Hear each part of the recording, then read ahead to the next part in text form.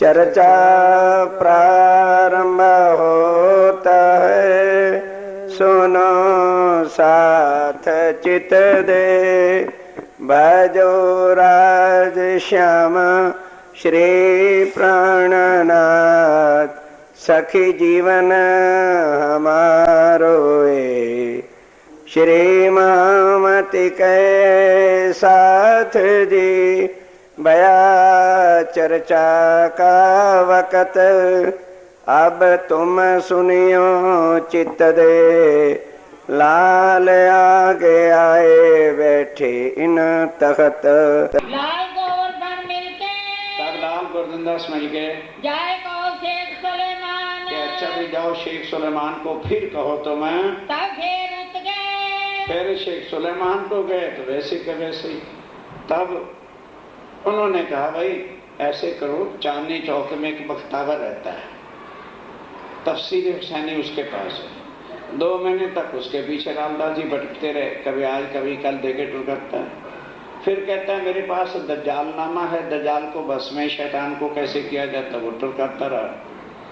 तब स्वामी जी सब सुंदर साथ को लेके एकांत में सराय, और वहां अपने दिल्ली के सुंदर साथ दयाराम को कहा कि भाई कोई ऐसा लड़का जो आलम फाजल हो, जो अरबी और फारसी जानता हो, तो हम उससे टीका कराएं।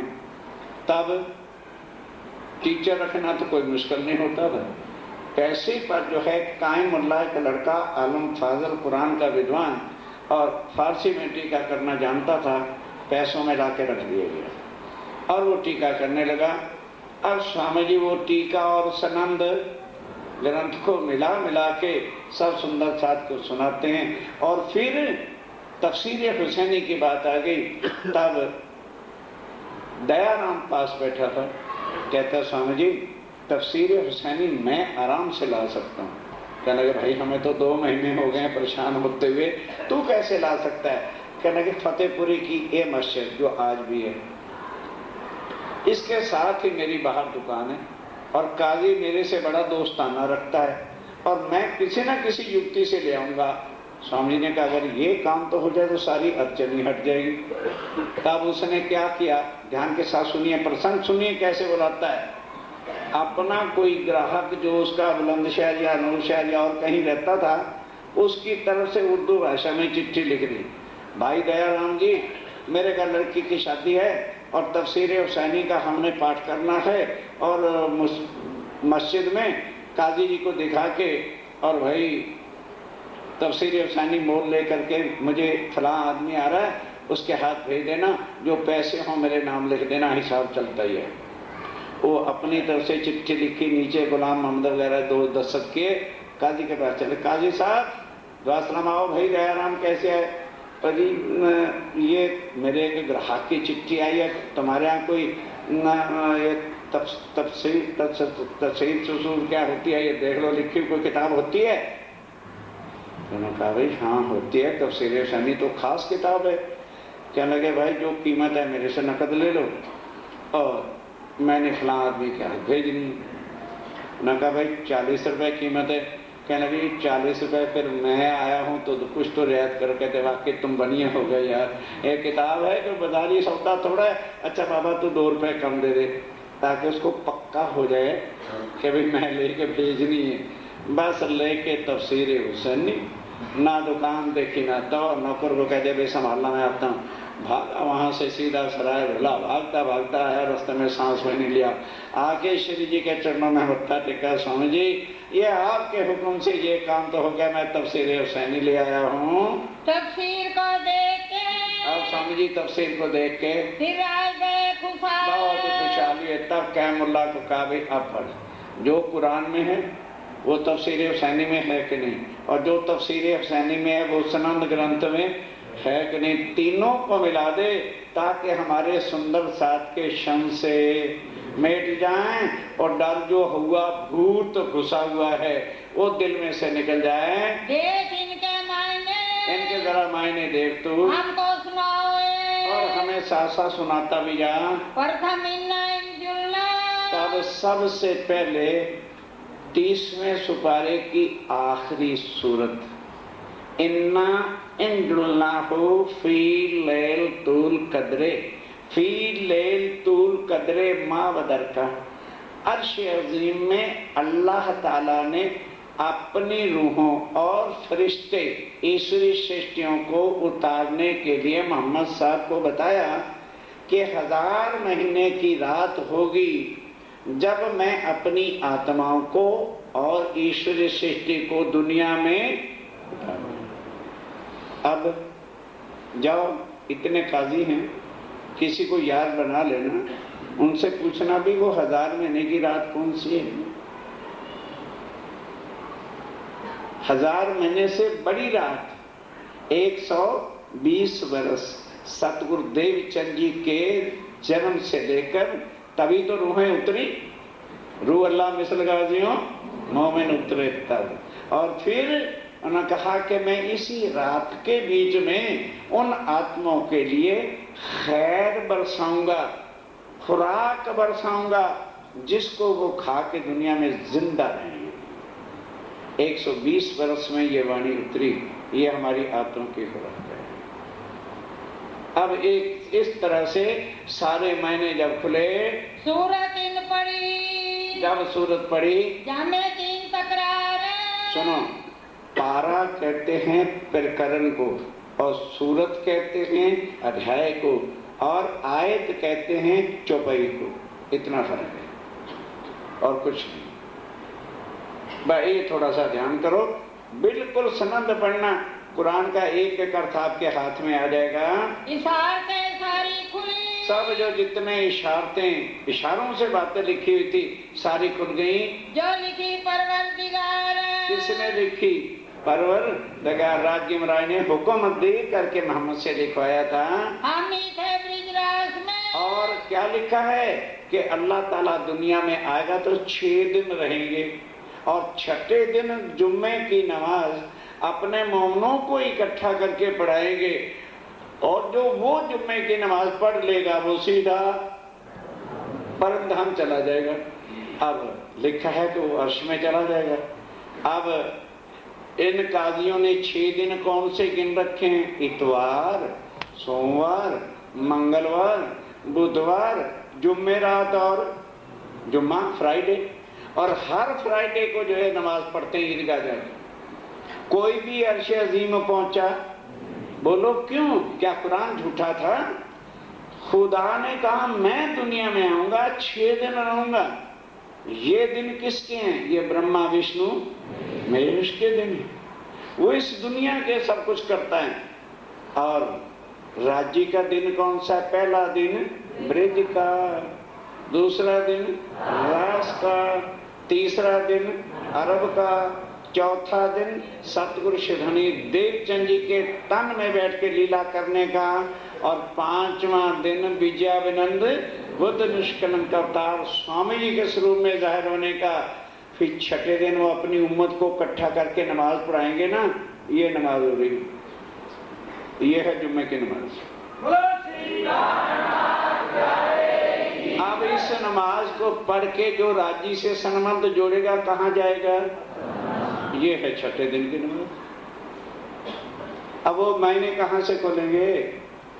क्योंकि उनकी चाबी तुम्हारे हाथ तारतम का ज्ञान है। जिस ग्रंथ के भी मैंने खोलने जाओ, ये तारतम की शक्ति है, तारतम कोई मंत्र नहीं।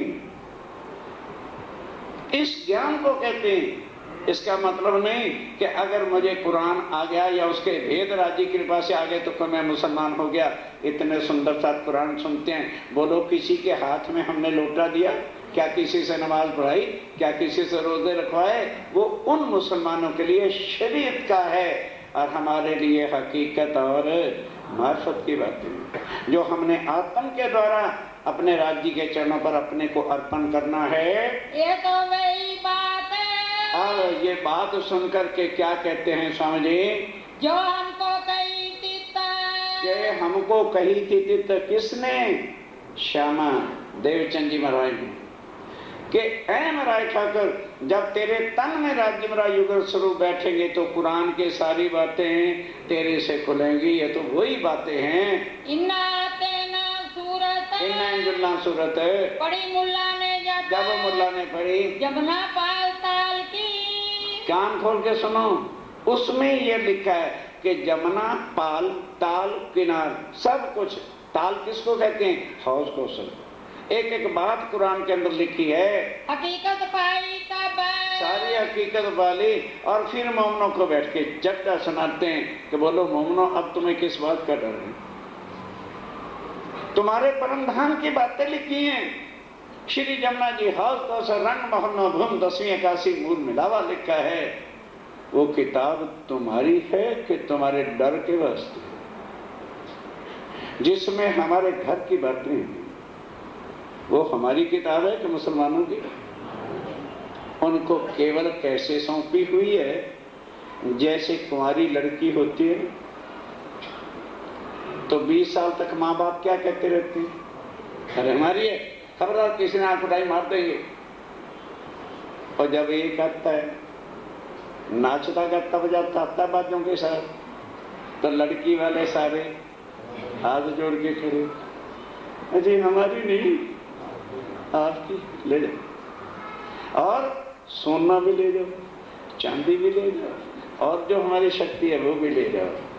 अब कौन आया? वो नाचने वाला है, बारात ले गया। सबकी कुंवारी लड़कियां, कान खोल के सुनना, ये संसारिक शरीर कुंवारी लड़कियां हैं। कुंवारी लड़कियां कौन? कुरान, ग्रंथ साहब, वेद, शास्त्र, कुरान, बाइबल सबको ब्याह के अपने पास बांध रखा। वो पढ़ते रहे, वो कहते रहे मेरी है मेरी है हमारी है हमारी है, उनकी है ही नहीं। सब कुछ जिन्होंने करवाया था आके सब ग्रंथों को अपने मुट्ठी में बंद कर लिया। एक खुशहाली अपनी, बस सब खुशहाली कि ऐ मोमनो इसको पढ़ो और खुश हो कि अब औरंगजेब के दरबार में जाकर कुरान से काजियों का सिर नीचा करना हमारे लिए कोई भी मुश्किल बात नहीं है। पहुंचाई सब साथ है। तो सब सुंदर साथ को बैठ के समझाया, और सब सुंदर साथ को जो पता चल गया, कहने लगे भाई अब, कहने लगे स्वामी जी अब ऐसे करो, सराय रोहिला को छोड़ो, वहां चलते हैं चांदनी चौक में, और वहां बैठ के हम काम करें। अब आए तो चांदनी चौक में एक हिंदू की हवेली किराए पे ले ली, और वहां चर्चा किसकी होने लगी? कुरान की बातें होने लगी। वो हिंदू गया डर, क्या लगे ये स्वामी जी टीका लगाते हो, धोती पहनते हो, करते हो अल्लाह अल्लाह, क्या मुझे भी मरवाना है क्या? मेहरबानी करके हमारी हवेली खाली करो। अक्षातीत को ना हिंदू जगह देते हैं ना मुसलमान जगह देते। लालदास कहते हैं स्वामी जी देखा ना माया, वो बड़ का पेट है, उसमें ना हिंदू को कष्ट होना है ना मुसलमानों को, चलो उसके नीचे डेरा ला ले। मोमिनो मारा अपने सिर पर कि राज्य हमारे हमारे लिए इतने दुखी होते फिरते हैं, तुम चंडाल वजूद की आंतों में मरते फिरते हो, पेड़ों के तरह डेरा लगा रखा।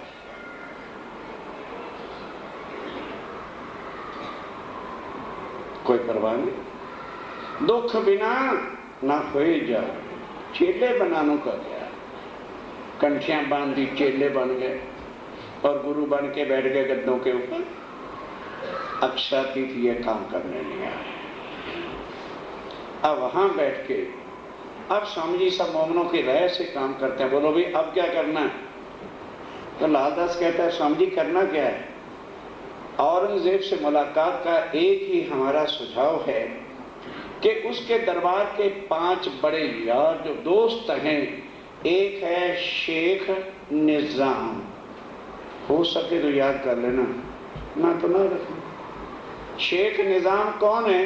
राज गुरु, जिसको कहते हैं उस्ताद।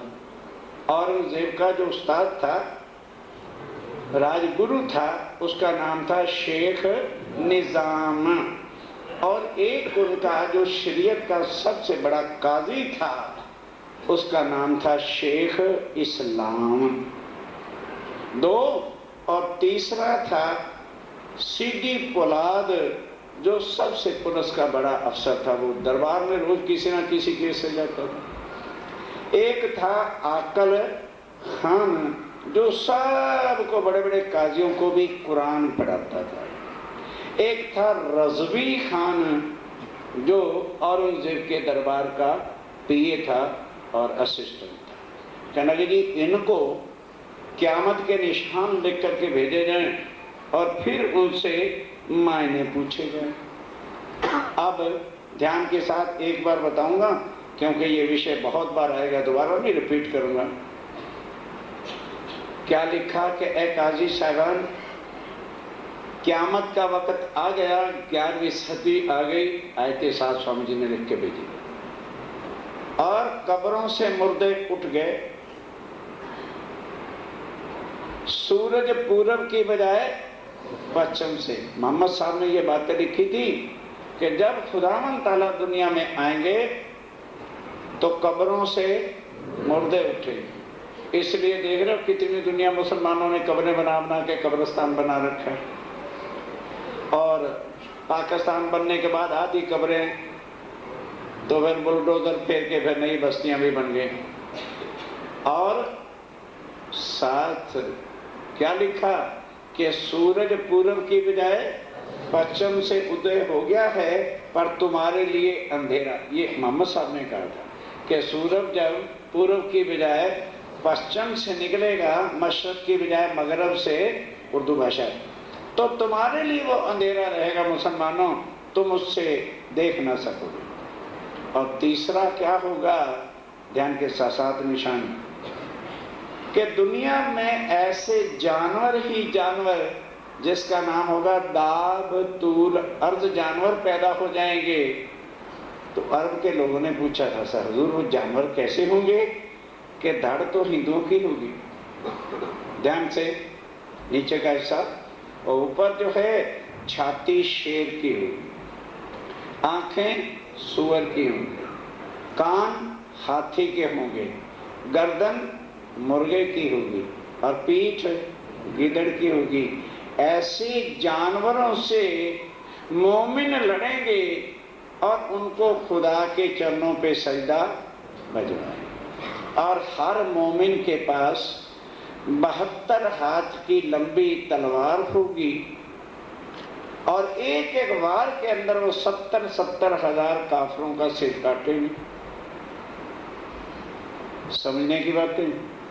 और फिर मोहम्मद साहब दोबारा उनके साथ आएंगे, ईसा रु अल्लाह भी होगी और अल्लाह ताला भी आएंगे, और आजूज और माजूज जो नूह नबी के 2 पोते हैं जो सारी दुनिया को खा रहे हैं वो भी जाहिर हो जाएंगे। इस तरह से ये 7 निशान लिख करके भेजे और नीचे स्वामी जी ने लिखा अब्दुल काजी अब्दुल रसूल मोहम्मद रसूल और दस्तखत करके भेजे कि चिट्ठियां ले लो। अब मौत का खेल नहीं तो और क्या था। कौन आएगा आगे? अरे कौन याद करता है? कांजी भाई। जहां मौत का काम, कांजी भाई स्वामी जी ये सेवा मेरी है, लाओ मैं लेके जाता हूँ।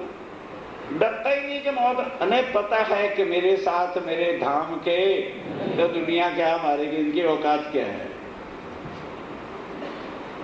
फिर भी स्वामी जी ने 5 सुंदर साथ को और भेजा कि भाई ये मरता तो नहीं, चिंता मत करो, पर फिर भी जरा रक्षा के लिए जाना चाहिए। अब सीधा गए शेख निजाम के घर, जाके घंटी बजाई। एक नलवा शेख इस्लाम पर, एक दूसरा शेख सलाम पर, दूसरा रजवी खान, दूसरा तीसरा रजवी खान, तीसरा शेख निजाम पर, तीसरा शेख निजाम का है जो उस्ताद है, एक इनको होए पहचान, ताकि इनको कुरान से पहचान हो जाए कि इमाम मेहदी दुनिया में आ गए हैं। चौथा अकल खान को, चौथा अकल खान को, पांचवा सीधी पोलाद जो पुलिस का सबसे बड़ा DIG PIG जो उस समय अफसर होता होगा, खबर करो तुम इनको, जाओ इनको खबर दे दो लिखी तुम्हारी बुनियाद कि तुम्हारी ही सारी कुरान की हकीकत लिखी है। काजी ने सावधान के साथ पहले काजी के पास, जो शरीयत का सबसे बड़ा मालिक था, उसने रुका लिया। पूछी फकीर की बात, अब नीचे फकीर का नाम लिखा है। तुरंत पढ़ के कहता है, ए झल्ली वाले इधर आ। कांजी भाई भी रूप कौन सा बना के जाते हैं, जैसे मजदूर एक झल्ली उठाते हैं, झल्ली उसके पास थी। अरे वो कहाँ है जिसने ये चिट्ठी भेजी है, तू अभी क़यामत के निशान दे आया है? कहते जी मैं तो जानता नहीं, मैं तो अंगूठा टेक, मैं तो पेट का स्वार्थी हूँ। उन्होंने कहा भैया इतने पैसे तुम्हें दे देंगे, जा रुक कर दिया। तो हजूर मैं आ गया हूँ। पहाड़ से भेजा फकीर ने। कहने लगा फकीर है कहाँ? कहने लगे उधर है ना पहाड़, पता थोड़ा बताना समझ के कहाँ है।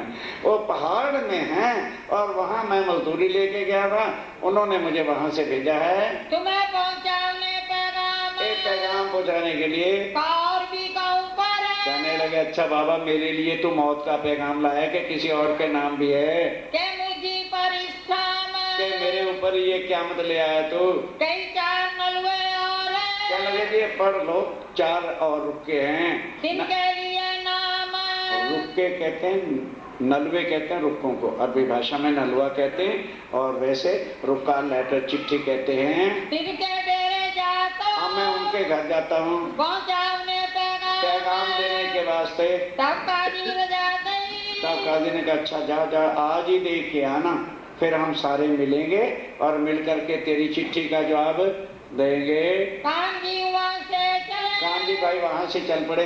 द्वार आया शेख निजाम। शेख निजाम जो उस्ताद था, गुरु था औरंगजेब का, तो रोज ही मिलता था दरबार में, उसके पास आ गए। नलवा पहुँचाया अंदर, अंदर बचाया क्योंकि उस्ताद उठ के थोड़ा बाहर आता है। उसका पिए आया हजूरी नौकर कोई, और वो चिट्ठी अंदर ले गया। हमारे लिए करो काम। इतने में जो है जिस वक्त क़यामत के निशान पड़े, वो उस्ताद और वो भी बाहर ही जो है आ गया। कहने के भैया तू क्या कहाँ से लेके आ गया? शेख निजाम बुलाए के, शेख निजाम ने बुलाया और बात की, पूछी हकीकत, सारी हकीकत पूछी। तुमको किसने भेजा? भाई तुमने कुरान की ये क़यामत के निशान कहाँ भेजे? तो क़यामत बहुत दूर है। लिख दो क़यामत। और किसने लिख दिया है कि क़यामत आ गई? तब जवाब दिया कांजी भाई ने क्या उत्तर दिया? हमको भेजा फकीर। कहने लगे हजूर जानता तो मैंने, एक फकीर उधर पहाड़ी में रहता है, उसने भेजा। हम तो पिटार तो हैं, उसने ज्यादा पैसे दे दिए। कहने लगे बोझ भी नहीं उठा रहे, चिट्ठी देनी है दिया, मैं तो उनका भेजा आया हूँ। सैयद मोहम्मद इब्न इस्लाम। सैयद मोहम्मद इब्न इस्लाम, ये स्वामी जी ने अपने दस्तखत किए। हो गई तो गलत अर्थ, दस्तखत क्यों की ना? इब्न इस्लाम को कहते हैं इस्लाम धर्म के चलाने, वो दस्तखत किए अपने। बैठा को शेख तीर, वो शहर के किनारे उधर है ना, उधर वहां पर बैठा हुआ है झोंपड़ी डाल के। और भी गाँव के कागज। अब वो उस्ताद कहता है अरे बाबा किसी और के नाम भी चिट्ठी लाया कि हमारे लिए मौत ले आया तू? क्या लिखे हमनी पर? कि हमारे ऊपर ले आया तू? तब जवाब दिया कांजी ने जवाब दिया जी एक दे आए कोई शेख इस्लाम को, एक आपका है, 3 और हैं, ये हैं। 5 ऊपर 5 चिट्ठियां मैं लाया हूँ। नाम क्या दिखाए? बाकियों के नाम भी पढ़ के सुना दिए। एक दिया काजी इस्लाम, एक काजी इस्लाम को दे आया हूँ। तब शेख निजाम ने, तब शेख निजाम ने दिया है जवाब। क्या जवाब दिया? ध्यान के साथ पहुँचाओ सिताबी जिनको, कहने को जल्दी कर, आज ही सबको दिया, मिल विदा करे सिताब। फिर मैं सबको बुलाऊंगा, हम बैठ के विचार करेंगे और तेरे प्रश्नों का जवाब देंगे। ये आकल खान के, तब आकल खान के घर गया। आकल खान कौन था? कुरान का आलम फाजल। जैसे वेदांताचारी किसी की बात ना सुनते, अहंकार के घोड़े पे होते हैं, तो वो और भी जब्बर अरबी घोड़े पर सवार था। है ले आया क़यामत। है तू कौन होता है क़यामत लाने वाला? क़यामत भाई बहुत दूर है, मेरी उंगलियों पर कुरान नाचता है, और आया मुझे सब सिखाने, चल ले जा। चिट्ठी वापस कर दी। उन किया इनकार, इनकार किया। इनकार था। वेदांताचार्य शास्त्राचार्य सीख लेंगे, चर्चा करेंगे, ये होता है शरीर। कुरान की तालीम देता है और तालीम देने का ही अहंकार है कि मेरे जितना और कोई कुरान को एक फाटक होता है मौत का। इतना अहंकार में पड़ी भी नहीं और चिट्ठी वापस कर दी। फेर दिया नलवे को, फेर दिया, बिल्कुल स्पष्ट बात लिखी हुई है। लिखी लानत जिन्ना, ये लानत है वास्ते इल्मियों के ऊपर, ये लानत है क्योंकि इल्मी अपने अहंकार को, सबसे बड़ा अगर यहाँ फांसी है अहंकार, अहंकार ही झूठ हो रहा है, अहंकार ही सब पाप कर रहा है। स्वामी जी कहते हैं सबसे बड़ी लानत खुदा ने, राज्य महाराज ने इन इल्मियों और इनके ऊपर रखी हुई है। वास्ते बहुत पढ़े के, वास्ते बहुत पढ़े, पढ़ने का अहंकार। तभी स्वामी जी मार्फत सागर में लिखते हैं कि मेरे जो यार होंगे ना, उमी मेरे यार, अनपढ़ मेरे जो मोमिन होंगे वो दुनिया की चतुराइयां नहीं पढ़े, और मोमिनों के दिल पर लिखा बिना कलम के, मेरे मोमिनों के दिल पर बिना कलम के छापे लगी हुई हैं, और राज्य की मेहर से एक एक किताब का जवाब बिन पढ़े जो है वो धड़ाधड़ जवाब देंगे, क्योंकि उनके दिल में राज्य महाराज की मेहर हो, मेहर की शक्ति से ही वो सब कुछ बयान करते हैं। मोर लिखी कानन, इसलिए वो और किसी का ज्ञान इल्मी लोग सुन भी नहीं सकते, कानों पर भी मोहर लगी हुई है अहंकार की। गया रजनी खान के, अच्छा भाई, मतलब अब गए रजवी खान के पास, जो दीवान था, नलवा दिया हाथ, उसके हाथ में नलवा दिया, उसने ले लिया। उन्हें खबर पूछी तिनकी, तब उसने भी सारा हाल चाल पूछा। कहते नलुए तेरे साथ, भाई तेरे कितनी चिट्ठियां थी, क्या बात है, तू मेरे ऊपर ही मौत का पैगाम ले आया क्या? तब कांजी भाई ने कहा, तब कांजी भाई ने क्या कहा? पहुंचाए 4 पैगाम, कभी 4 को दिया, एक बाकी है। रह एक सीधी पोलाद, एक सीधी पोलाद जो पुलिस का सबसे बड़ा अफसर है, उसका बाकी रह गया है। जा तू किस शाम, अब उसके घर जाता हूँ। तब जवाब इनने दिया, तब इसने क्या जवाब दिया? पहुंचाए के आओ तुम, बाबा जा उनको भी पहुँचाया हो, हम भी जवाब देंगे, हम भी जवाब देंगे, चिंता मत करो, जैसा होवे हुक्म, जो अल्लाह ताला का हुक्म होगा। ये सवाल ऐसे हैं, कोई भी ताकत नहीं रखता कि कलम उठा के इसका जवाब दे देवे। वहाँ से ती चल के, अब कांजी भाई वहाँ से चल के आया सीधी पोलाद, सीधी पोलाद जो पुलिस का सबसे बड़ा अफसर था उस समय दिल्ली में, उसके पास आया नलवा दिया हाथ में, और वो का चिट्ठी उसके हाथ में भी दे दी, सारी कई खबर, और सारी खबर उसको बता दी 5 जनों की। सुनो इनका उत्तर, कहने लगे हुजूर मैं मजदूर आदमी, और उसने फकीर ने कहा जब तक जवाब नहीं लाएगा तब तक मजदूरी मिलेगी नहीं, इसलिए जवाब जल्दी दे देना। मैं बहुत सिताब, और मुझे जल्दी नजर करम करके मेहरबानी करके जवाब देना। अब कहा सीधी ने, तब सीधी बुलाद ने क्या कहा? और ले जवाब, अरे भाई तू गलत आ गया, मैं क्या जानू कुरान क्या होता है। सवेरे उठे, वर्दी पहनी, सारा दिन हंटर बजाता हूँ, किसी को मरवाना पिटवाना तो नाम ले, सब्जियां चूर के रख दूंगा। मेरे माँ बाप ने गलती से मेरा नाम मुसलमानों का रख दिया, ना मैंने कभी मस्जिद गया, पुलिस वाले कभी मस्जिद जाएंगे, ना मैंने कभी कुरान पढ़ा। अच्छा जा सबका जवाब दिया, मैं भी दस्तखत कर दूंगा उसके ऊपर है। 5 पैगाम पहुंचाए थे, 5 पैगाम दे करके अब आए आगे कांजी के साथ सारे सुंदर साथ 5 जो उनकी रक्षा के लिए गए हुए थे, उनको सारी बीती बात बताई। फिर सारे मिलके कहाँ आए? कहाँ? सराय विला कह रहे, ये चर्चा सुन रहे, चांदनी चौक बढ़ के पेड़ के तले स्वामी जी बैठे, आ करके उनको सारी बात बताई। तो अब दूसरे दिन स्वामी जी ने कहा जा भैया जॉब ले गया। तब सवारे प्रातः ही उठ के फिर सबके घर, बस इस तरह से 15 दिन जब घूमे, वो उस पर डालता है, वो उस पर डालता है। सारे कहते हैं भाई ये उस्ताद का काम है, हमारा काम। कोई कहता है शेख इस्लाम का काम है, वही सुप्रीम कोर्ट का सबसे बड़ा वो है। करते करते 2 महीने काजियों के पास जो कुरान के वो थे, आज भी सवाल लिख लो और जाओ, आखिर कोई ना कोई तो मुसलमान दोस्त बन जाएगा, कहना जवाब दे दे। तब सोचा भाई अब क्या करें। तो लालदास कहता है स्वामी जी सनंद ग्रंथ लेके जुम्मे न मस्जिद हम जाते हैं और वहां सारे काजी इकट्ठे होते हैं, हम जोर जोर से जाके सनंद ग्रंथ पढ़ेंगे और इमाम मेहंदी और मोहम्मद साहब के आने की आयतें पढ़ेंगे। सनंद ग्रंथ में उस सनंद का नाम ही ये है, सनंद इमाम मेहंदी की, सनंद मोहम्मद साहब की। तो कोई ना कोई तो ईमान लाएगा। कहने लगे अच्छा है, लेके सुंदर साहब। और लालदास कहाँ डरने वाले थे, आज जोश में आकर के जाकर ये जब इमाम मेहंदी आने की सारी बातें जुम्मा मस्जिद में घुस के उस समय तो सारे काजी कांपने लगे। कहने लगे भाई बातें तो ठीक है लेकिन लिखी हुई हिंदी भाषा में, इसलिए किसी ने यकीन नहीं किया। उसके बाद वहां पर वो घड़ियाल बजाता था ना, जैसे हमारे मतलब टाइम वाला, 11 बज गए, 12 बज गए, 1 बज गया, 2 बज गए। वो बाई चांस नंदलाल था, उसका नाम नंदलाल घड़ियालची था।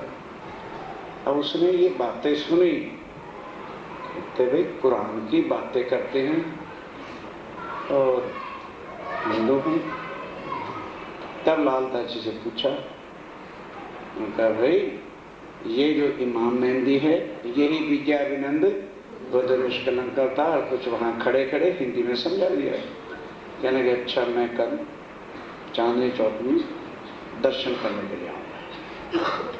अब नंदलाल परिवार से तो अपने भाई के साथ आ गए। 2 ही घंटे चर्चा सुनी तो आत्मा जागृत। जब एक बार चर्चा सुन ली फिर क्या सोचना, या तो किसी की मनगढ़ंत बातें हैं, वेदों से, शास्त्रों से, गीता से, भागवत से, कुरान से सब प्रमाण दे दिए कि कलयुग में जो आना था पूर्ण ब्रह्म वही प्राण। फिर संशय किस बात का, वहीं तारतम्य, वहीं बढ़ के पेट के तले। कहने लगे स्वामी जी लालदास जी कुछ परेशान थे, वो क्या बात है। तो स्वामी जी ने बताया भाई औरंगजेब से मिलना चाहते हैं, शरीयत का इतना कड़ा नियम है कि हिंदुओं के भेष में कोई वहाँ जाने नहीं देता। तो कहने लगे जी पैगाम तो मैं पहुँचा देता हूँ, मुझे चिट्ठी लिख के दे दो। मैं रात को घड़ियाल बजाता हूँ, 12 बजे के बाद कोई भी मुसलमान मस्जिद में रहता ही नहीं, हर कोई अपने घरों में सोना चला जाता है। तो मैं घड़ियाल बजाता रहता हूँ, 4 बजे मेरी सवेरे ड्यूटी खत्म हो जाती है। तो मैं उस रुक्के को पीछे उसके गोंद चिपका के गुसल खाने पे लगा दूंगा कि जो कोई भी काजी छोटा बड़ा आता है लोटा उठा के पानी कहाँ से लेता है, गुसल खाने से, और तब वो वुजू करते हैं, 14 अंग धोते हैं और फिर नमाज पढ़ते हैं। स्वामी ने कहा अच्छा वही लिखवा दिया, लालदास को कह दे इतला आम, उर्दू में भेजना है ना। इतला आम को कहते हैं सूचना, कि जो कोई भी मुसलमान है हम उनको इतला देना चाहते हैं, कुरान के हिसाब से ये आयतें हैं, इमाम मेहंदी दिल्ली में आ गए। इस रुक्के को पढ़े बिना आज जो नमाज पढ़ेगा या सुनेगा वो सीधा दोजख की भट्टी में जाएगा और अल्लाह ताला की उस पर लानत होगी। स्वामी ने दस्तखत करके दे दे, ले भैया रात को चिपका दे। उन्होंने जी ये कौन सी बड़ी बात है। और जब सारे रात को सो गए, गोंद पेश के साथ ले गया था, रख के रुका उल्टा किनारे गीले करके गोंद लगा के चिपका दी। किसी मुसलमान ने तो देखा है नहीं किसी ने चिपकाई। 4 बजे उसकी नौकरी खत्म हुई, वो चला गया। अब आगे बड़े बड़े काजी लोटा उठाए पानी लेने कहाँ जाना है, गुसलखाने में रुका सामने। अरे अल्लाह ताला रहम करना, रहम करना। अब ना कोई गुसलखाना तोड़े और ना कोई पानी ले ले। करते करते करते 3 घंटे बीत गए। उस दिन नमाज पड़ी नहीं। और रुक्के का ही रुक्का सारे मोहल्ले, रुक्के का मतलब शोर, रुक्के का ही शोर सब में हो गया। और 9 बजे तक तो सारी दुनिया पढ़ पढ़ के रुकों को चली गई। अब आओ, लाल किले में औरंगजेब का दरबार लगता था। वो जब अपने दरबार में आया तो जैसे आजकल लोग टिकट तो लेनी नहीं, लड़का नु कितों टिकट मिलनी, लेकिन 2 घंटे बैठ के क्या करना, डिस्कशन। फिर तेरे महल च कौन खड़ा रहा है, जोर कैसा है, रेल कैसी है, ना लेना ना देना, सीटों पर बैठ के ये वैसे करना। तो उस दिन सारे औरंगजेब के दरबार के क्या कह रहे थे, रुका पड़ा, रुका सुना, रुका पड़ा, क्या भाई तू रुका पड़ा। अब कोई औरंगजेब बहरा तो नहीं था।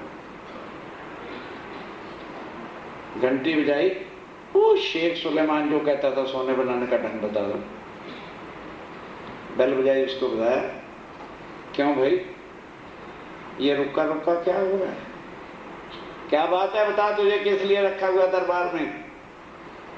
कहता है हुजूर रात को कोई जुमा मस्जिद पे इस तरह से रुका चुका सी और ऐसी ऐसी बातें उसमें लिखी। कहना कि अच्छा था, बड़े आराम से उसके किनारे गीले करके रुक्के को ज्यों का त्यों उतार के मेरे पास ले गया। और जानते हो लाल किले के सामने जमा मस्जिद है, वो वहां जाके उतार के लाके उसकी मेज पर। औरंगजेब की बुद्धि और दिमाग देखो कितना निर्बल था। शेख सुलेमान, इसका मतलब है इमाम मेहदी और उसके मोमन मुझे ढूंढ रहे हैं। अब वो दरबार में आए थे लेकिन तूने उनकी मुलाकात नहीं करने दी। वजीर का बुला, इसका धक्के दे के निकाल दो खंबत को, इस काबल नहीं। अब उसकी जगह ध्यान देना क्या करे हो, शेख निजाम जो उसका गुरु था, उसका लड़का था अब्दुल्ला, उसको बुला के नौकरी दी कि बेटा कोई भी मुझे मिलने वाला आए, खबरदार यही हाशर कर दूंगा तेरा भी जो शेख सुलेमान का कर, तो तुम मुझे मिला। अच्छा हुजूर, अब क्या हुक्म दिया कि दिल्ली शहर में ढिंडोरा पिटवा दो कि जो कोई इमाम मेहदी का कासिद है, मोमिन है, मैं ईदगाह जाऊंगा, वहां मैं खुद घोड़े पे खड़ा रहूंगा, वो आके रुका मुझे दे। अब ईदगाह का दिन आ गया तो अब्दुल्ले को खड़ा कर दिया, मेरे सामने खड़ा रहो, जो भी रुक्के वाला है रुक्का ले लेना और लाल किले में पहुंचा। अब गया घर अब्दुल्ला, किसका बेटा था, मैं थोड़ा तो याद रखो, राजगुरु का था, उस्ताद था। उसने कहा बेटा सोच समझ के ढिंडोरा पीटना, अगर हकीकत का पता चल गया तो तेरे भी अब्बा जान गए।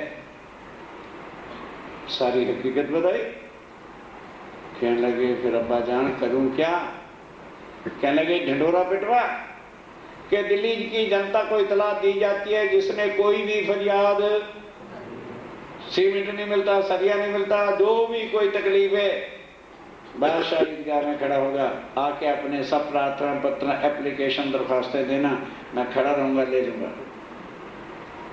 अब बादशाह घोड़े पे आके खड़ा हो गया थे, आधी दिल्ली उठ के शिकायतों वाली, क्योंकि उस समय औरंगजेब के दरबार में कोई फरियाद कर ही नहीं सकता था। ऐसा मौका मिला, अब बादशाह खड़ा हैरान हो गया।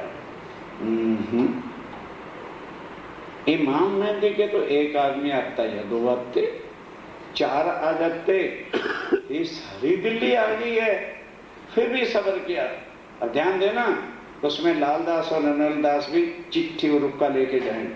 अब ध्यान के साथ सुनना, रुक्के बोल देता चला गया लाल निर्मल दास, लालदास जी और 2 सुंदर साथ चले गए, और वही जाके रुक्का हाथ पकड़ाया, ले गए अपना रुपा, एक रुक्का ले गए, रुपा लेते बस रुक्का लेते वक्त अब्दुल्ला ने रुक्का पढ़ लिया तो खतरनाक रुक्का फाड़ा जेल में। अब लालदास जी के गुस्से का तो फिर ठिकाना ही क्या था, पड़ गया उसके गले। कहता है काफिर हो, औरंगजेब का डर नहीं तो उस अल्लाह ताला का तो डर कर। हमारी खातिर ये सब कुछ प्रोग्राम हुआ है, बादशाह हमारी खातिर खड़ा है। बस वो होते तो है, कहते जा जा आया बड़ा बादशाह को कहने जा बादशाह चला जा। अब राजी ने अभी वो समय नहीं लाया था, लालदास जी निर्मल दास जी दोनों दौड़े कि भाई आज बादशाह से ही पकड़ के जंजीर उसके घोड़े की बात कर ले। लेकिन उधर औरंगजेब ने भी घोड़े को एड़ी लगा दी कि चले कब तक खड़े रहेंगे, घंटा डेढ़ हो गया, रुक के सारे नहीं आएंगे, मैं पढ़ लूंगा। अब लालदास जी को और भी जोश चढ़ गया, बहुत दौड़े तो सही पर बादशाह का घोड़ा और एक आदमी की दौड़ एक कैसे हो सकती थी, मुलाकात नहीं है। अब यहाँ से वो स्वामी जी को चिट्ठी लिखते, खुद नहीं जाते कि स्वामी जी बस अब हम इस काबिल नहीं हैं कि हम आपको शक्ल देखें, क्योंकि कभी कुछ करते हैं कभी कुछ करते हैं, छुप छुप के काम करते फिरते हैं, ये ऐसे काम होने वाला नहीं है। तब स्वामी जी ने कहा अच्छा तुम आ जाओ, बुला लिया। कहने लगे अच्छा बाहर चलो, बाद में बाहर एकांतिक बगीचा था, वहां सब सुंदर साथ को, दिल्ली वालों को भी और दूसरों को बुलाया और क्या कहा कि देखो भाई आत्माओं को जगाना है जो शरीयत और कर्म कांडों के फंद में फंसी, उनको निकालना है। औरंगजेब निश्चय करके परमधाम की शाकुमार की आत्म है, लेकिन काजियों की शरीयत के बारे में वो जकड़ा पड़ा है। तो जब तक इसके रूबरू जाके पैगाम ना देंगे तो काम होने वाला नहीं। तो रूबरू जाना तो एक मौत को चले देना, कैसे जाओगे? स्वामी जी कहते हैं मैं बता देना चाहता हूं, ये काम मरे बिना होना नहीं। लेकिन ये नहीं कि बस एक चीज बोलो श्री प्राण प्यारे की जय, अब बाद में कह रहे जी हमने कोई जय करा थोड़ा बोला था, सब ने बोला था हमने भी बोल दिया। ऐसे जयकारे उस समय नहीं होते थे। स्वामी ने कहा जयकारा नहीं बोलना, 4 घंटे के तुमको इजाजत है। 4 घंटे के बाद दोबारा मीटिंग हुई और मैं एक एक को खड़ा करके पूछूंगा बोल तेरा क्या फैसला है, ताकि बाद में ना कहना को हमने को किसी ने पूछा नहीं था। ठीक 4 घंटे के बाद फिर मीटिंग हुई। तब जो मोमेंट पहचान चुके थे कि ये मेराज ठाकुर का केवल कवर एक तन है, अंदर हमारे धाम के धनी बैठे हुए हैं, तैयार हो कि स्वामी जी या पैगाम दे करके आएंगे या फिर प्रणाम परना। हमें मरने से क्या डर है, ये तन है तो आपके चरणों में है, और मर भी गए तो कहाँ उठेंगे? परम धाम में, वहां भी आपके चरण कमल हैं, हम मरने के लिए तैयार। फैसला हो गया। अब स्वामी ने कहा अच्छा जाओ प्रोग्राम बनाओ, फिर जब तय कर लोगे तो मुझे बुला लेना। तब लालदास जी ने पहुंच गए चांदनी चौक। ध्यान देना, अब वहां सुंदर साथ को कहा देखो स्वामी जी के सामने सबने कह दिया अभी वक्त है, मरना है मरना। ये सोचो कि शायद मौत नहीं आएगी, बिल्कुल एक तरफ मौत है और दूसरी तरफ हम। अब कई डर गए, वहां तो हाथ खड़ा कर दिया था। कहते लालदास इतनी तू उतावल क्यों कर रहा है, तू बड़ा ही मोमिन है, जैसे हमारा राज्य पर विश्वास ही नहीं। ना करना ना करने ऐसे ज्यादा खतरनाक होते हैं, डिंगे भी मारते। तू बहुत ही जोर आ गया, तू खासी पर नाम का आ गया, क्या हमने राज्य पे मर सकते? तो फिर मरते क्यों नहीं? और कुछ ऐसे होते हैं अच्छा भाई तुम कर खिला लो, हमने भी राज्य पर अर्पण तो कर दिया है।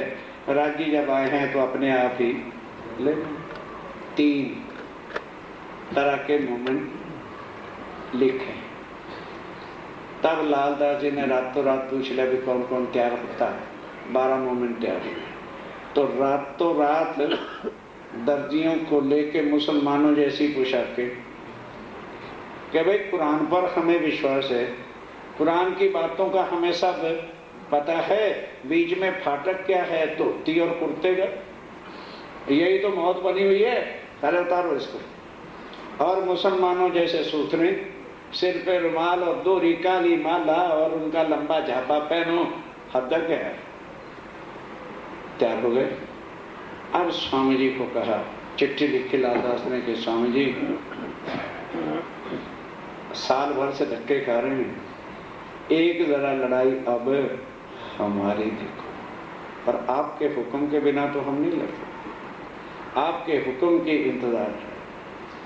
और स्वामी जी ने चिट्ठी पढ़ी, लगे मोमन तैयार हो गए। इतना यकीन। स्वामी ने कहा अच्छा लालदास, जो तेरा प्रोग्राम है करना वही, पर मुझे आ जाने दो। रात को चिट्ठी पहुंची थी, सवेरे स्वामी जी पहुंच गए। अब ध्यान से स्वामी जी ने कहा लालदास क्या प्रोग्राम है, ध्यान देना। अब मोमनों का जवाब सुनो। कहते स्वामी जी कब तक बेवकूफ बना, प्रोग्राम हमारे से पूछते, हमारा सब प्रोग्राम आपके साथ है। हम तो एक जानते हैं, मरना है आज, या आपका पैगाम दे के आएंगे या शक्ल नहीं दिखाएंगे। साल हो गया धक्के खाते हुए, कब तक इस माया से डरते रहेंगे। बस आपका हुक्म चाहिए और कुछ नहीं, तो हम कल ही चले जाते।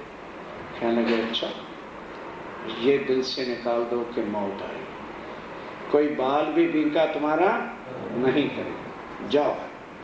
कहते जी बस एक इच्छा और है कि माया में आए हैं, हम भोग अपने हाथ से बनाना चाहते हैं, आपको अरुगा दें और आपके हाथों से प्रसाद, क्योंकि ये प्रसाद पर नाम है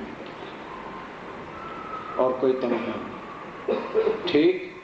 अब उन मोमनों ने अपने हाथ से, किसी ने दाल बनाई, किसी ने सब्जी बनाई, किसी ने रोटी बनाई, किसी ने हलवा बनाया, जो जो भाव आए, और कुछ बाजार से वैसे ही मिठाई मिठोई जो कुछ मिला ला के रखा, और बड़े प्यार के साथ आज इस दुनिया में उन्होंने भोग लगाया। रसोई कर श्री राज का, रसोई अपने हाथ से तैयार करके बस स्वामी जी को अर्घाई और गाया अर्घाया। उस समय श्याम भाई राम राय, और लालदास जी ने क्या किया, श्याम भाई और राम राय को पकड़ा और स्वामी जी के चरणों में अर्पण किया कि स्वामी जी बस अब ये आप जानो और ये जानो। आके कदमों लग गए, कदमों लगे इन वक्त, कदमों लगे इस समय, कोई लियावत मिठाई को। अब जब रोगने लगे, कोई मिठाई बना रहा है, गरम गरम जलेबी बन रही है, भाग के आज खिला लो राज्य को, कोई कुछ लाता है, कोई कुछ लाता है, कोई और साथ, कोई और सामान ले लेके भोग लगा रहा है। सब खुश हो करके जो है वो भोग लगाते हैं और गावत है श्री राज, और गा रहे हैं दामदनी को। इत खुशहाल होए के, अब स्वामी जी पे प्रसन्न होकर के अपने हाथ से सबको प्रसाद देते हैं। रजा दई श्री राज, और रजा देते लालदास, ये मुर्दनी दिल से हटा दे, पैगाम राज्य का लेके जा रहे माया का, वो सदा तुम्हारे सिर पर खड़े हैं, जाए पधारो एकांत। अब लालदास कहते हैं स्वामी जी कृपा करके दिल्ली छोड़ दो, क्योंकि बीच में किसी कार को लगे वहां हंटर बजने, और उन्होंने पूछा बताओ तुम्हारे स्वामी जी कहाँ पर है, तो कहीं एड्रेस बता दे तो हमारे लिए मरने का ठिकाना हो जाएगा। चुप्पे से कान में कह दिया कि कामा पहाड़ी जो मथुरा के पास है वहां जाके बैठ गए, और 2 आदमी शेख बदल और कांजी ये आते जाते रहेंगे, जो संदेशा जो चिट्ठी भेजें सत्य मानना, और आपकी तरफ से जो चिट्ठी लाएंगे हम सत्य मानेंगे। बस स्वामी जी को वहां से भेज दिया, कामा पहाड़ी चले गए। अब ये मोमेंट तैयार होते हैं। अब क्या होता है, साथ सबे मिल बैठ के सब जनों ने मिल करके लगे करने प्रयास, फिर सलाह मशवरा करने लगे। अब हमको क्या करना, अब जो है हमें क्या करना है। ये क्यों ले आवे ईमान, लालदास कहता है करना क्या है, औरंगजेब को ईमान दिला देना है कुरान पर के इमाम है दी दुनिया में। बस हमने उनको सूचना देनी है। कायरों के दिल में अब कई डर गए, अरे बाप रे बाप, अब तो मरे। औरंगजेब के दरबार में जाना है, हिंदुओं का भेद जाते जाते बिस्मिल्लाह होके गर्दन कट जानी है। बड़ा जो बैठा डर है, कायर लोग, बुज़दिल लोग, जिनका यकीन शरीर पर था, राज्य पर नहीं था, दिल में मुनाफिकी थी, बस दिल में मुनाफिकी आ गई। बनाए बातें करें ऊपर, इसलिए जिनके दिल में बेईमानी होती है ना, वही इधर उधर की बातें ठोका ठोकी करता है ताकि जान बच जाए।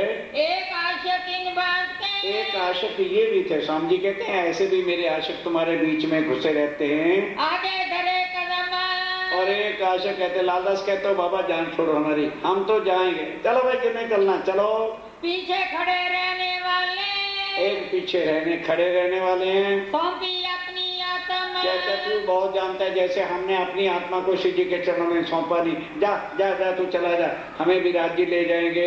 एक आशिक इन बात के, स्वामी जी कहते हैं कि आशिक इस तरह के भी नकली होते हैं। तन मन दिया वार, एक वो है जो मरने से भी नहीं डर रहे। कुर्बानी ये सुनते, क्यों, मोमिन की सिफ्त लिखी है, कुर्बानी का नाम सुन उल्सत मोमिन अंग। बस चैन तब आएगा, फना हो जाएंगे, तभी तो परम धाम में राज्य को शक्ल दिखाएंगे। ऊपर परवरदिगार अपने धनी के ऊपर। एक लखमनीन में, अब वो 12 आदमियों के नाम सुन लो, तैयारी करके जुम्मा मस्जिद जाएंगे, पर मुलाकात कल कराएंगे। और शेख बदल, और शेख बदल है, और मुल्ला कायम, ओ कायमुल्ला, याद है ना, जो ट्यूटर बन के आया था, जब उसने सारे मैंने सोचे, उसने भी तारतम ले लिया। और भीम भाई रे, और भीम भाई सूरत के महाजन, ये सूरत के रहने वाले थे। भीम भाई शाम बड़ी याद करो। भाई सोम जी खंबात से, सोम जी भाई खंबात के रहने वाला था, आए मिले थे इतर, वो भी यहाँ दिल्ली में आए थे। नाग जी सूरत से, नागजी भाई वो सूरत से गरीबदास जो है, चले छोड़ कबीला खास, छोड़ दिया कि कबीले को चल पड़े मरने के लिए। हमारी बुंदेलखंड से, हमारी भाई बुंदेलखंड का रहने वाला था, आया ले ईमान, वो भी ईमान लेके आ गया। दया राम दिल्ली में, दया राम दिल्ली में, वो फतेहपुरी में जिसकी दुकान थी। भाई मान लिए जो कहते लालदास क्या देख रहा है, तू चल ना, मैं चलता हूँ तेरे साथ, आगे कदम रखते हैं। चिंता मन ठट्ठे मिने, चिंता मत, वो ठट्ठे नगर का कबीर पंथ का शादी है, आज कुरान लेके जा रहा है लड़ने के लिए। ले आए थे ईमान, ईमान ले आया था, पहचान हो गई थी कि ये मनुष्य तन के अंदर छुपे हुए मेरे अक्षरातीत राज्य बैठे हैं। चंचल बड़े ईमान से, और चंचल दास बड़े ईमान के साथ रे खिदमत में होशियार, सेवा में हाजिर रहता था।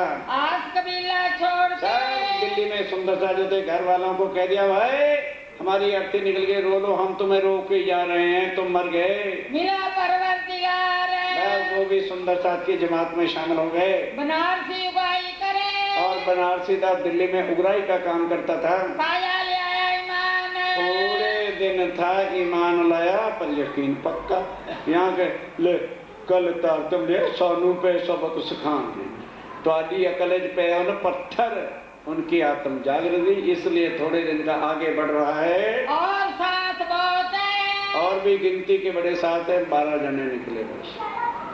कोई वहां मर्दमशुमारी तो करनी नहीं थी, बाकी पीछे हट गए। कोई ईमान कोई मुनाफिक, कोई ईमान दिखाता है, कोई मुनाफिक, कहने लगे बाबा साढ़े को कम नहीं, जे परम धाम की आत्मा तो आपे प्राण ना जिले, साढ़े को नहीं मरिया जाता। बैठे प्रयाण को, अब ये 12 के 12 सलाह करने लगे। लालदास जी करने लगे ना क्या, जल्दी धोती पोती उतारो, पहनो कपड़े, उनको सबको कपड़े दे दिए और वो बना लिए सूथड़े, और मुसलमानों के लंबे झापे, सिर पे रुमाल, दोहरी माला, चलो बिस्मिल्लाह बरकत या अल्लाह खैर, घुस गए जामा मस्जिद में। पहुंचाने पैगाम हक पहचान, पैगाम पहुंचाने किसका? हक का। अपने धनी का पैगाम पहुंचाने के लिए मर मिटेंगे, चिंता नहीं करेंगे। आपस में मसलत करी, आपस में सलाह करके जय जुमे में जय और साथ मौत है, कोई ईमान कोई मुनाफिक, बैठे परियान को पहुंचाने पैगाम हक, पहुंचाने पैगाम। आपस में मसलत करी,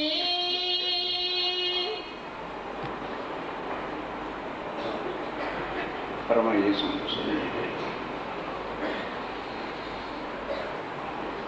आपस में मसलत करी।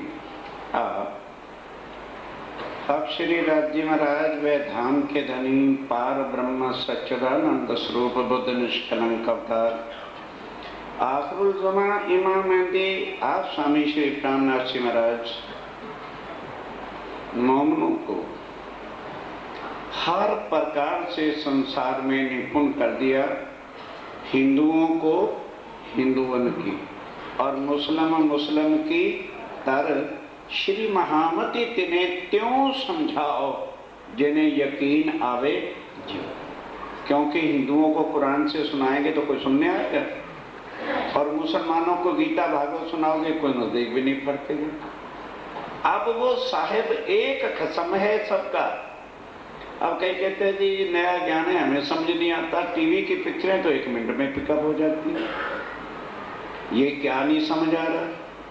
हिंदुओं के ग्रंथों में भी यही लिखा है कि परमात्मा सबका, ये उस एक की पहचान है। जब वो एक है तो मुसलमानों की भाषा में कुरान में मुसलमानी शब्द ही तो हो। हमारे यहाँ एको ब्रह्म लिखा है और वहां आखिरुल ज़मा इमाम मेहदी, इधर बुद्ध निष्कलंक होता है। क्या इसमें दो राय है? सेम, कोई अंतर नहीं, भाषा का फर्क है। अब जो बातें इधर शास्त्रों में पुराणों में परमधाम की सब गुआइयां, और वही बातें कुरान में भी मोहम्मद साहब से कहलवाई थी। अब वो मोमनों को इसलिए समझा दिया कि इनको कुरान से कभी भी डर ना लगे। हमें डर से क्या मतलब? कोई या तो होना या गोश्त खाना सिलाया जाता हो या रोजे रमजान रखवाए जाते हो, वो उनकी शरीयत है। जैसे को हिंदुओं का कर्मकांड है वैसे वो मुसलमानों की शरीयत है। अब ध्यान से आज सुन के जाना 4 चीजें शास्त्रों में क्या लिखा है। कर्मकांड, उपासना, ज्ञान और विज्ञान, वही 4 चीजें उनकी मोहम्मद साहब ने कहा कि अल्लाह ताला पर सजदा बजाने के लिए शरीयत, तरीकत, हकीकत और हुक्म क्या दिया कि तुम अभी शरीयत और तरीकत बजाना। मोहम्मद साहब ने कहा मुझे ही पता नहीं है कि हकीकत और मार्फत क्या है। वो अल्लाह ताला जब खुद आएगा तो अक्षर और अक्षरातीत के रंग महल की सब बातें बताएगा। इसको कहते हैं हकीकत और इसको कहते हैं ज्ञान और विज्ञान। क्या मुश्किल चीज है, ये दुनिया में आज दिन तक थी नहीं। इसलिए ना छोड़े हिंदू कर्मकांड और ना शरीयत मुसलमान। इससे आगे का ज्ञान उनके पास था ही नहीं। आज भी लाख यत्न कर लो, अब भी कईयों ने वाणी समझ ली होगी, स्वामी जी के स्वरूप को पहचान लिया होगा, पर तातम क्यों नहीं लिया? यार घर वाले की क्यों नहीं? किसका डर है? बोलो, घर वालों का। मामा क्या कहेगा? मरने के बाद मामा साथ जाएगा तुम्हारे के मामी जाएगी? इसलिए ये ज्ञान समझ नहीं आता कि आजकल जो बड़े इंटरनेशनल संत है ना, क्या कहते हैं, सुबह उठ के सैर किया करो, सबको अच्छा लगता है, समझ आ जाती है। पेट में दर्द है तो रात को हरड़ी सब्जा हरड़े खाया करो, सबकी समझ में आ जाता है। ये है इंटरनेशनल जो आजकल दिल्ली में जिनके झंडे लहरा रहे हैं, पढ़ो उनकी किताबें, पता लगे कि हम कहां जा रहे हैं। शरीर के लिए हरणे और सैर करने से क्या होगा? आत्मा का कल्याण करने के लिए मनुष्य तन मिला। ना तुम्हें सैर करने की जरूरत है, ना हरणे खाने की जरूरत है। गोलगप्पे, रसगुल्ले, कुलचे, छोले भटूरे छोड़ दो, कुछ नहीं करना पड़ेगा। वो तुम छोड़ नहीं सकते, उनके बिना स्वाद नहीं आता। वही तुम्हें मौत के मुंह में ले जा रहे। और ये कहां का ज्ञान? जिनके लिए देवी देवता तरसते हैं मेरे साथियों। कोई इंग्लिश भाषा नहीं हम बोल रहे, अरबी फारसी नहीं बोल रहे, कोई ऐसी कठिन भाषा नहीं। क्या मुश्किल है जो समझ नहीं आती? कसम सबका एक। अब मुसलमानों को पैगाम देना है तो बताओ कैसे पैगाम दे? गीता से जाके श्लोक सुना है, तलवार उठा के गर्दन काट दी जाए। शरीयत का ये दौर था कि कोई हिंदू अगर हिंदी में भी एप्लीकेशन ले जाता था, फाड़ के फेंक दी जाती। कानून था उनका। वही कानून आज पाकिस्तान में कुरान से राज करते, चाहे किसी को बुरा लगे चाहे अच्छा लगे। और ये कानून जो है लॉ मिनिस्टर ने बनाया हुआ था, औरंगजेब ने नहीं बनाया। और बनाया किसने था? शेख इस्लाम काजी ने बना रखा था। अब 12 मोमिनों ने जब एक निश्चय कर लिया कि कफन पहन लिया है, जिंदे कफन पहना है, या पैगाम दे के आएंगे औरंगजेब के रूबरू खड़े होके बता देंगे, या फिर प्रणाम अक्षरातीत के परम धाम में करेंगे। ये तो थे पक्के ईमान। कई ईमान तो दिखाते थे लेकिन दिल डरता था, वो कायर होकर पीछे रह गए। कईयों ने कहा यार इतनी मुसीबतों में पढ़ने की क्या जरूरत, हम खेल देखने हैं कि मुसीबतें देखने आए हैं? राज्य आए हैं अब ले लेंगे। ऐसे भी थे वहां पर। अब वो चले गए सीधा लालदास से कहने लगे चलना कहाँ है? वहां चलो जहां जल्दी मौत हाथ में आ जाए। जुम्मा मस्जिद घुसो तो ना। अब दोपहर का वक्त, दोपहर में उनकी कोई नमाज वमाज होती नहीं। उनका जो काजी महाराज समझ लो या पुजारी समझ लो, वो सब कुछ कर करा के ऊपर चवारे पर, आज भी जुम्मा मस्जिद में ऊपर पर मुल्ला वो काजी रहता है, वो ऊपर था करके, और ये सब एक मशवरा करके जाए खड़े मस्जिद में, मस्जिद की सीढ़ियों पर जाते थे ना। और आज कहाँ चले गए? अंदर मस्जिद के जहाँ मुल्ला उनको आगे खड़ा होकर के नमाज पढ़ाता था, वहां चले गए। जोश में, और जोश में जब आदमी मरने पे खड़ा है तो फिर बुद्ध क्या होनी? लालदास और वो यकीन का जोश, जोश यकीन से आता है। और जोर जोर से जो है इमाम मेहदी के आने की जो है सनंद जो है वो गान कर लगे गए। आशिक होने से ये आशिकों की निशानी होती है। कई क्वेश्चन करते हैं राज्य का इश्क कहाँ मिलता है? चबड़ खातों को नहीं मिलता। ये देखो आशिक है, इनके पास इश्क था। जो ज्यादा सवाल करने और हर वक्त बोलते रहना, उन्हें क्या पता इश्क क्या चीज होती है। आशिक यदि किसी से इश्क करता है तो मुख से कभी कहता नहीं कि मैं आशिक हूं, मेरा वो माशूक है। बड़ी दूर की बातें हैं इश्क की। ये दुनिया वाले तो नरकों में घुसे हुए हैं। मोहम्मद साहब ने 4 प्रकार के इश्क कहे हैं। एक इश्क हिरसी, जहां दुनिया सीटियां बजा रही आजकल के लौंडे नौजवान। एक इश्क हिरसी, एक इश्क नक्सी जो हीर रांझा वगैरह ने किया था। एक होता है इश्क हकीकत और एक होता है इश्क मार्फत। वो मार्फत का इश्क रूहों के बिना ना कोई जानता है, क्योंकि अब तो वाणी आ गई ना, तो भजनों में भी चल देता है इश्क इश्क जी इश्क इश्क।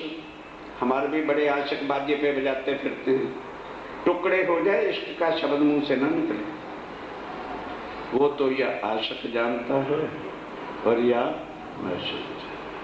ए राज्य में रायपुर अपनी आत्म की बातें हैं जो परम धाम में होती हैं। यह दुनिया के कुबाड़ का चले वाले इश्क नहीं, वो हिरस है, नरकीय है, कीड़ों का काम। वो बात ही ये शब्द भी अब आ गया दुनिया में। जाओ बड़े बड़े यहाँ बैठे होंगे हिंदी के जानकर, मोहम्मद साहब से पहले जाओ हिंदुओं के सब शब्दकोश ढूंढ के ले आओ। इश्क नाम का शब्द भी दुनिया में नहीं। खोल लेना, ट्राई करना, कह रहे हैं हम। बड़े बड़े हिंदू शब्दकोश देख लेना। मोहम्मद साहब से पहले इश्क का शब्द ही नहीं था। मोहब्बत या प्यार, प्रेमिका, ये देश है। मोहब्बत देह से होती है, जो कहते हुए थे मोहब्बत जिंदाबाद, मोहब्बत जिंदाबाद। जब इरमान ही नहीं रहना तो जिंदाबाद का है हो जाना। सलीम भी मर गया और उनके चाहने वाले भी मर गया। नारकल कहाँ रह गए मोहब्बत जिंदाबाद, इश्क जिंदाबाद। और वो कहाँ, यहाँ में अरे राज्य महाराज का इश्क कहाँ मिलेगा? दुआने के खजूरे पल्ले बांधो, वो परम धाम में ही हो सकता है। आत्म एव, जहाँ आत्मा है ना, उनकी लीला इष्ट की है और वो परम धाम में, इधर नहीं। यहाँ तो वाणी से पहचान है कि परम धाम में क्या लीला होती है। ये बातें और ये है आशक, जिनको समझ आ गई कि ये तन आशक का नहीं। आशक कौन? जो माशूक पर। इसलिए उन मोमनों के पास इतना जोश था कि हम हैं ही नहीं, हम नहीं हैं ये, हम बैठे हैं मूल। आएगी समझ? यहाँ तो एक किसी को अरे भाई बड़ा गुस्सा करते हैं तो क्या ले लोगे? गुस्सा ले जा बंडल खरीद के, जितने में थोक है मेरे पास। यही लिया, अरे यही लिया, यही लिया ना। क्या ले गए? शरीर क्या होगा? ले जाओ, जितने ढूंढ रहे हो उससे तोड़ गुना और भी ज्यादा खरीद लो जितना लेना। क्या कहा? अवगुण काढ़े वो थे मुंह, वो हैं आशक, वो हैं परमधाम की आत्मा। मरने से डरना क्या? जिनको डर लगता है मरने से और कुर्बानी से, वो आशक नहीं है। वो क्या जाने इश्क क्या होता है? इमाम जो मैजिद का। अब वो मोमनों का जोश और इमाम मेहदी की बातें इतने जोर जोर से लाल लाची बोल रहे थे। इमाम ने बात सुनी और डर गया। अरे दोपहर का 1-1:30 बजे 2 बजे का समय है और कोई नमाज नहीं होनी, को कुछ नहीं होना। भैया कौन आ गए? सुनी पुकार, जब उन्होंने आवाज सुनी उतर आया ऊपर से, खट सीढ़ियों से नीचे आ गया। सुनी सिफत परवरदिगार, सुनी सिफत परवरदिगार, अल्लाह ताला के आने की बातें इमाम मेहदी की जब सुनी, जब ध्यान दो, हमें तो समझ नहीं आता क्योंकि दिमाग तो जी सीरीज में लगा, जेड सीरीज, तो समय कहां से है? सुनते साथ वो जान गया कि ओहो ये आखिर ज़मान इमाम मेहदी की बातें हैं और 11वीं सदी फरदा रोज है। ये तो हो ना हो, हाथ उठाया कि हे अल्लाह ताला, ये तेरा नया नूर, नई कृपा, नया तेज जो है आज जाहिर हो रहा है, मुझे ताकत बख्शो, मैं इन मोमनों को औरंगजेब से मिला। क्यों? औरंगजेब सदा इस इंतजार में था कि 11वीं सदी है और 11वीं सदी में इमाम मेहदी ने दुनिया में, क्यों वो केवल इतना कुरान क्यों जानता था? क्योंकि रात को बैठ करके वो कुरान को कलम से लिखता था, इसलिए उसको इतनी जानकारी थी। हमें समझ में क्यों नहीं आती?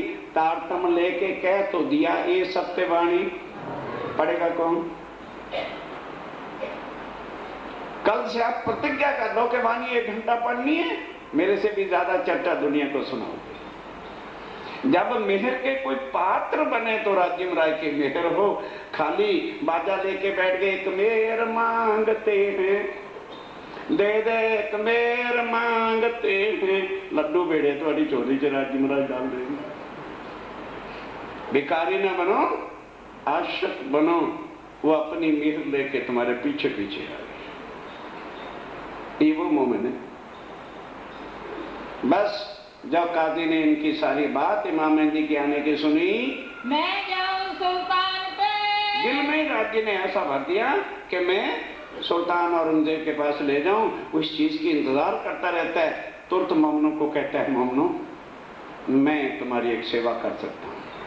ये बातें अगर आप औरंगजेब से सुना दोगे तो बस सारी बातें पूरी हो जाएंगी। कहो तो हम तुम्हें वहां ले चले। मोमिन क्या चाहते थे? क्या चाहते थे? आई नहीं मेहर साथ पीछे पीछे। उन्होंने कहा भाई ले चलो तो तेरी बड़ी मेहरबानी है। अब जुम्मा मस्जिद से लाल किला कितनी दूर है, सड़क ही तो बात करनी थी। ले गए और अंदर जाके बाएं, नहीं लाल किला देखा, इसी बहाने देखा ना, गेट एक ही है, अंदर जाना दाएं से, थोड़ा आगे जाओगे तो बाएं साइड रास्ता खुलेगा, सामने चबूतरा है जहां मोमिन जाके खड़े हुए थे, आज भी बारादरी उसको कहते हैं। वहां काजी ने ले जाके मोमिनों को चबूतरे के नीचे खड़ा कर दिया, क्योंकि औरंगजेब उस चबूतरे पर खड़ा होकर सबकी फरियाद सुना करता था। खुद अंदर चला गया, क्योंकि उनको इजाजत होती थी जिस वक्त भी कोई मसला हो तो तुम रणवास में महीनों में आ सकते हो। अंदर चला गया, बादशाह अपनी लूज ड्रेस में हर वक्त थोड़ा कोई अचकन उचकन पहन के बैठते थे, जा कहा हुजूर इमाम मेहदी साहब के आदमी आए हैं, मैं उनको लेकर के आया हूँ और आपसे मुलाकात करना चाहते हैं। कहने लगे अच्छा, मैं अभी तैयार होके आता हूँ। औरंगजेब ने फटाफट अचकन वगैरह बादशाही लिबास पहना, और ये लिबास के अंदर होता है कि छड़ी हाथ के अंदर लेके बादशाहों को चलना होता था। उसका सहारा लेके टेका आके वो चबूतरे पर खड़ा हो गया। हुआ ठंडा चबूतरे पर जहाँ मोमिन खड़े थे उसके सामने आके खड़ा हो गया। सुने आशा यानी छड़ी के सहारा लेके कहने लगे हाँ भाई मोमनो, क्या करने के लिए आए हो? मोमन तले चबूतरे। अब मोमिन तले चबूतरे के, और काफी दूर था, वहाँ माइक तो था नहीं के बातें होते हैं। खड़े जाए निकट। जब बादशाह ने पूछा कि कैसे आए हो, तो मोमिन चल के निकट नजदीक आ गए ताकि बातचीत सुन सकें। तब पूछा सुल्तान ने। तब फिर औरंगजेब ने क्या पूछा? इशारत से आए। इशारत करके कहा भाई तुम दरबार में आए हो, क्या कहना चाहते हो, क्या तमन्ना, क्या मुराद है तुम्हारी? तब बोले मोमिन क्या बोले? कलमा जुबान चलाए। कुछ नहीं मांगना भी। क्या कहा? सिर्फ एक आदमी बोलता है, सारे नहीं बोलते। लालदास जी कहते बिस्मिल्लाहिर्रहमानिर्रहीम ला इलाहा इल्लल्लाह मुहम्मद रसूलुल्लाह, बस इतना कह के चुप कर गए। फिर इशारत करी सुल्तान ने।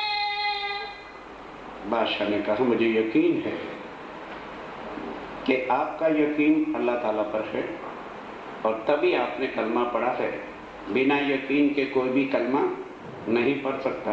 अब बताओ आप चाहते क्या हो? क्या मतलब है तुम यहाँ आए हो, उसका मतलब क्या है? तब इन्होंने जवाब दिया। तब क्या जवाब दिया? दीन इस्लाम के आशिकान।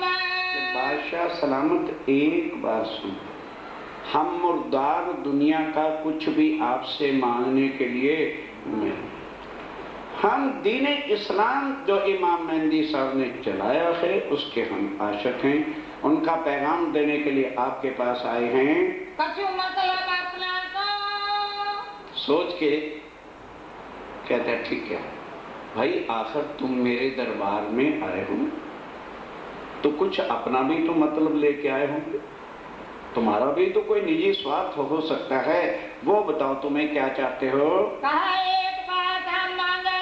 आज अब जो कुछ पैगाम देना था दे दिया कि ऐ औरंगजेब बादशाह, अगर ऐसी बात है तो हम एक बात मांगते हैं कि तुम और हम बैठकर हमारे से कुरान की बातें सुनो, जिससे इमाम मेहदी के आने की पहचान करें, और जिस समय हम ये विषय आपके साथ करें तो हमारे और आपके सिवाय वहां किसी को बैठने की इजाजत नहीं होगी। वो इसलिए है बादशाह सलामत, ये शेख निजाम सामने खड़ा है तुम्हारा, ये शेख इस्लाम, ये उर्दल खान, और ये जो वहां का तुम्हारा दरबारी है, दीवान है, और आकल खान है और रजवी खान, इनको 2 महीने तक हम ये पैगाम देते रहे। शेख सुलेमान जो तुम्हारा हुजूरी था, रुका छोड़ने वाले हम थे, लेकिन जब उसने हमारी आवाज नहीं सुनी, हम ईदगाह भी रुका लेकर के गए थे, लेकिन अब्दुल्ला ने हमारा रुका लेकर के फाड़ दिया था, सारी फरियाद सुना दी। जो अल्लाह ताला का नाम नहीं सुनना चाहते, हम उनके सामने कुरान के राज भी खोलना नहीं चाहते। तुम्हें तो क्या सुनाया? इस वास्ते जो है हम यही कह के आपको सुनाया है, हमें दुनिया मुर्दार का कुछ नहीं चाहिए। हमें नहीं मुर्दार का मतलब है। हम दुनिया मुर्दार का कुछ भी तुम दे लो, हमने 14 तबक पर थूक दिया। तुम्हारा ये राज तुम समझते होगे, हमारी निगाहों में ये राजपाट भी सिर्फ मिट्टी के समान है। 5 नलवे पंचन पर सब बताया कि 5 रुके हमने 2 महीने तक भटकते रहे और तेरे दरबार के बड़े बड़े लोगों को हमने जाके ललकारा, लेकिन किसी ने भी हमारा पैगाम तुम्हारे तक पहुंचाया नहीं। इसलिए मजबूर होकर हमें इस तरह से आना पड़ा तुम्हारे वास्ते, ताकि तुम्हें पता चल जाए, क्योंकि तुम खोज कर रहे थे कि 11वीं सदी में इमाम मेहदी ने आना है। अब वहाँ शेख सुलेमान भी खड़ा था जो कहता था सोने बनाने का ढंग से क्या निकाले। अब हमारे अब तो बादशाह 1 मिनट में नौकरी से निकाल देगा। कांपे आगे खड़ा सुल्तान, कांप रहा था खड़ा होके जिन्हें मेरी बात को कि अगर इन्होंने इस वक्त मेरी बात भी चला दी, अब सुनावे कान, अब कान में मेरी शिकायत कर दी तो बस मुझे तो अभी हो जाएगा। तब पूछा सुल्तान ने, तब सुल्तान ने पूछा है तुम पे किताब? कहने लगे भाई कोई किताब है? कहने हजूर नाम लो। उर्दू बाजार में सब किताबें मिलती हैं, 1 मिनट में लेकर के आते हैं, जो सवाल करोगे तुरंत उसका जवाब देंगे। फिर सुल्तान ने कहा, फिर बादशाह ने क्या कहा? कुछ मांगे तो तुम। कहने लगे अच्छा वो एकांत में बैठ के करेंगे, मंजूर कर लिया एकांत में बैठ के मिलना। कुछ मांग लो, मेरे दरबार में आए हो, मैं आलमगीर बादशाह, कुछ तो मेरे दरबार से मांग लो। क्या मांगे दीन मोहम्मदी? कहने लगे बादशाह शायद आपने सुना नहीं, हम 14 तबक की दुनिया को थूक चुके, तो क्या कोई थूक करके दोबारा थूक को चाटेगा? हमें नहीं चाहिए। हम एक श्री प्राणनाथ जी का दीन मोहम्मदी जो है, दीन इस्लाम जो है, जिसके अंदर अर्श अज़ीम परमधाम की बातें होती हैं, वही मांगने के लिए आए हैं। और हमें कुछ नहीं चाहिए और न चाहे हम, और हमें कुछ मुराद ही नहीं है। मोमन बोले अपने जोश। हाँ मोमिन अपने जोश में बोले, उन्होंने थोड़ा कहना बहादुर गरीब परवर बंदा नवाज। अब वो शेख इस्लाम, शेख निजाम और वो सारे धड़ कांप रहे हैं कि ले भाई मरे तो फटाफट आपातकालीन वहीं खड़े खड़े एक मीटिंग बना दी इमरजेंसी के बादशाह को कानून बना दो हाथ में कि बादशाह सलामत, जिनको तुम दीन इस्लाम के लोग मान रहे हो ये हिंदू हैं, ये गंगाराम है फतेहपुरी में इसकी दुकान है, ये दयाराम है, ये चंचलदास, ये गंगाराम उगराई करने वाला है। कल तक हिंदू डरते थे, बड़े बड़े औहदे और बड़े बड़े इनाम उनको देते थे कि तुम कलमा पढ़ो, कोई कलमा पढ़ता नहीं था। और ये कहते हैं हम इमाम मेहदी के आदमी हैं। भूल नहीं जाना, मालूम होता है कि किसी हिंदू राजा ने दगा करके तुम्हें मरवाने के लिए इनको भेज दिया। तभी तो कहते हैं कि हम अकेले में मिलेंगे। जब तू अकेला होगा और ये 12 होंगे तो बोल तू क्या करेगा। पर इस बात से वो डर गया, शैतान दिल में बैठ गया।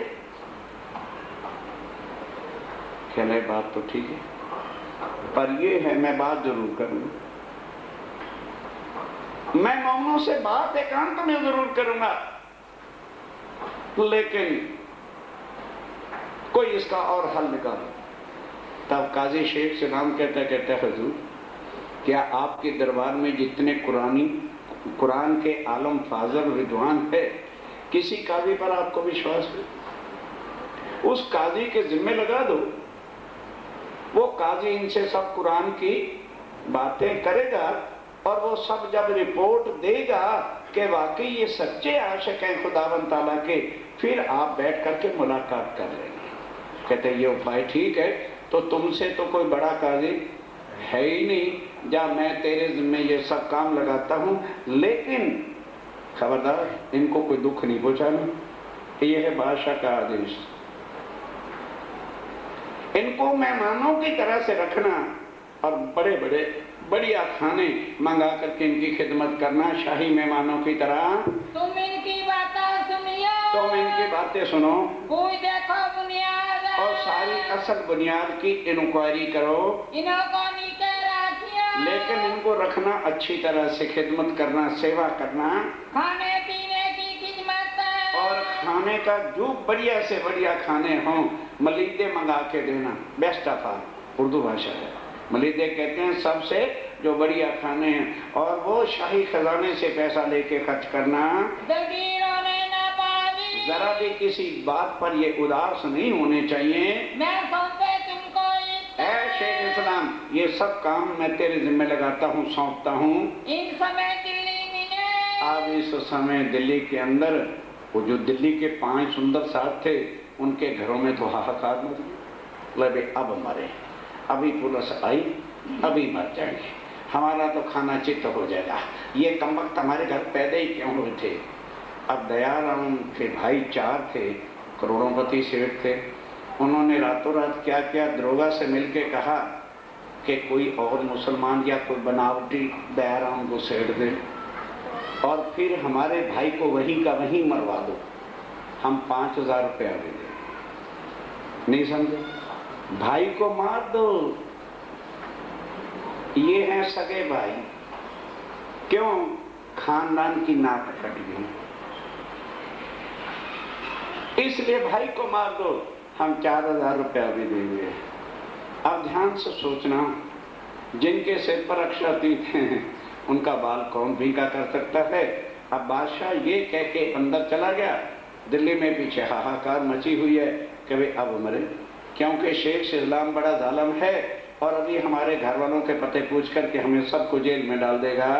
खाने पीने की बात जो, अब खाने पीने की बात जो पुछाई कोतवालिनों से।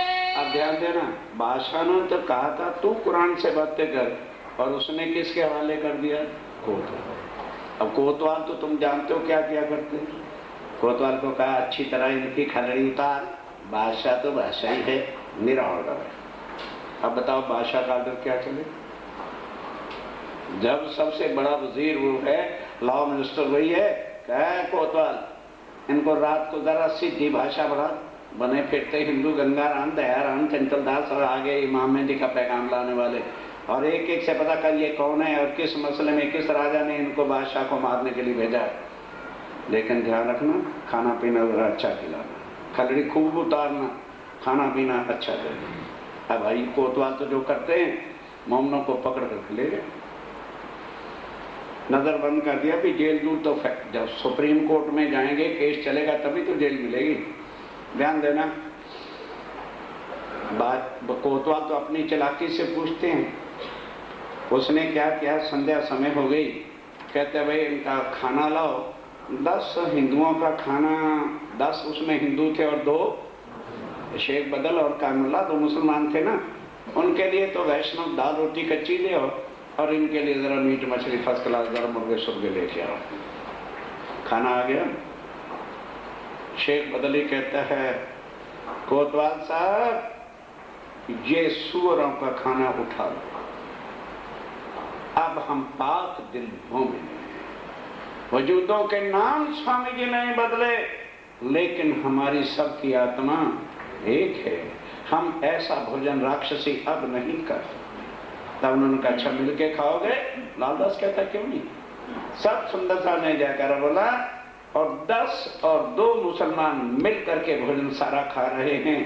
अब वो हैरान हो गया कि अगर ये हिंदू होते तो मुसलमानों के साथ, आज की बात छोड़ दो, आजकल तो सारा कर चल रहा है, कोई भी हिंदू मुसलमान के साथ खाना खा ही नहीं सकता था, राक्षसी भोजन करते थे। आज वो राक्षसी होंगे तो हिंदू महाराक्षसी हैं। बाहर क्या लिखा है? हाँ जी शर्मा साहेब, अंडे 4 का तड़का अंदर लग रहा है, वो शर्मा। क्यों?